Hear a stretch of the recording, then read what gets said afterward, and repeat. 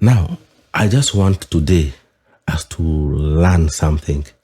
This is about the impact of the Indian community or the Ugandan Indians, the impact of these people in the Ugandan business, particularly economic sector.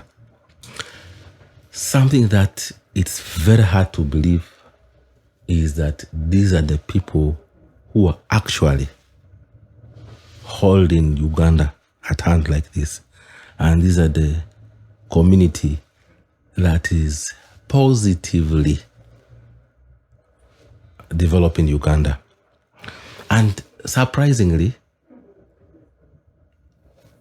they are not loud. They are not anywhere. They are not anyhow. They are very strategic. They are very organized. And they are well equipped. Most of all, they are very united. Very united. Once in a while, I talk about this community because I, as Mungufeni, I am here who I am today because I learned from them, lived with them, eat with them, and also learned business and grew with them for over 10 or 13 years. Yeah, I think even actually now 14 years. From as young as possible in my business world, I allowed to listen, to learn, to understand how this operate. To the point, some of you who know me know very well that whenever they talk of my mzee, my father, it was not my really dad who is in the village. No, it was people know like my father is an Indian. Yeah? So why he brought me up and made me to know what business is. Now, the Indian community, the impact of these people. I want to share with you something that is going to shock you. Are you aware that the economy of Uganda, the business, whether it be in trade, industries, industrialization, and what is in the hands of these people? Yes, the Indian community. Let's do some research. Let me just get my phone and we do a simple research with you. Let me use a chat GPT and then I just will ask. And then you hear what this data is discussing about.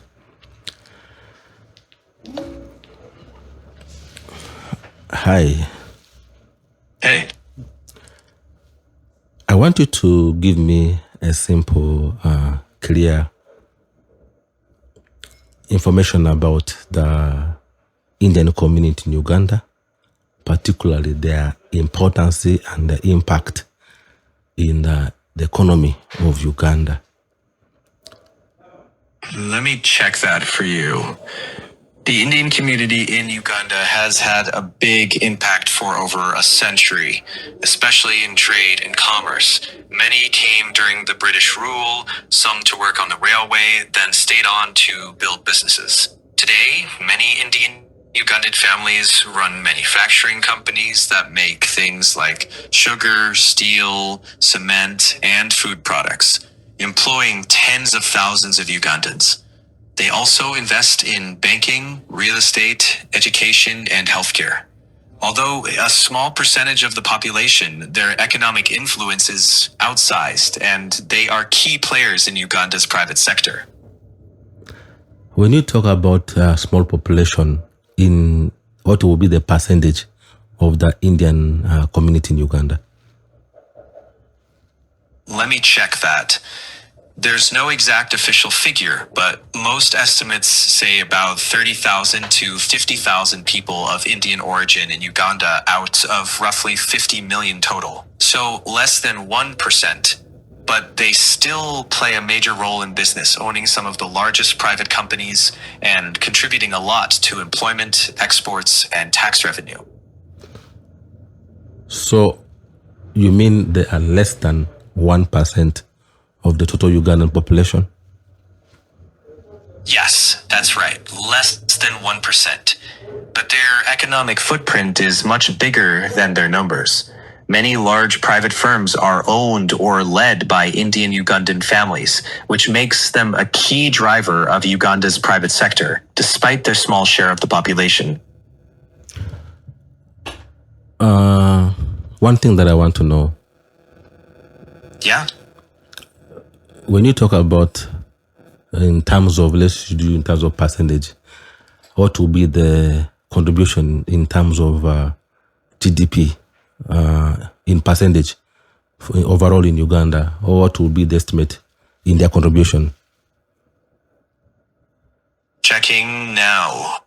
That's a good question. There isn't an official statistic from Uganda's Bureau of Statistics breaking down GDP by ethnicity. However, government officials have at times estimated that businesses owned by the Indian community generate around 60% of Uganda's GDP, and about 65 to 70% of direct tax revenue, though those are estimates, not official breakdowns. The impact is considered significant, especially in manufacturing, agro-processing, real estate, and other high-value sectors. Looking at what has been the data you've collected, this data you're talking about, the GDP up to around 60% and above, may I know one thing? Which year was this data collected? Checking the citation for that figure, it comes from government statements in 2024 and 2025, not from a published UBO's GDP breakdown. So it reflects official estimates shared in speeches rather than a formal statistical release. All right, let's go in the sector of hospitality. What is the impact of the Indian community? Or let's say specifically Indian-owned hotels, restaurants, and many more other entertainment, even media, and the rest. Could you do a brief research? And I want to know what will be in terms of ownership or their impact in Uganda. Checking now. Yes. In hospitality and related services, Indian Ugandan investors own some of Uganda's best-known hotels, resorts, and conference venues.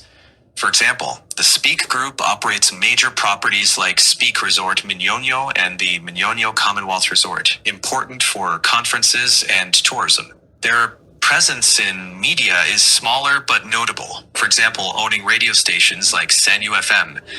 They also create jobs for thousands of Ugandans and help attract international conferences and tourism revenue.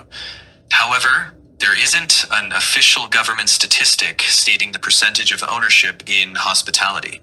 So we can say they're among the largest private investors in the sector, with impact mainly through conference tourism, high-end resorts, and employment. If you want, we can look at a particular subsector like hotels or restaurants and try to find more detailed numbers. Yes, let's start with the restaurants and hotels. Checking. In hotels and restaurants, Indian Ugandans own several leading hotels and restaurant groups, especially in Kampala and around major conference venues. While there's no official percentage data, their influence is most visible in the high-end hotel market, conference hospitality, and urban restaurant scene. They generate thousands of jobs and help attract international conferences and tourism spending. But again, no official government statistic breaks down their exact share of ownership in those sectors. So the most you can say accurately is that they are key private investors in Uganda's hospitality industry. So looking at the GDP of Uganda, the contribution of the Indian community is above 50% or 60%, right? Let me check. It would not be accurate to state as a confirmed fact that the Indian community contributes over 50 or 60% of GDP. What is accurate is to say that According to estimates cited by Ugandan government officials, businesses owned or controlled by the Indian Ugandan community account for around 60% of economic output. Though UBOS has no GDP by ethnicity,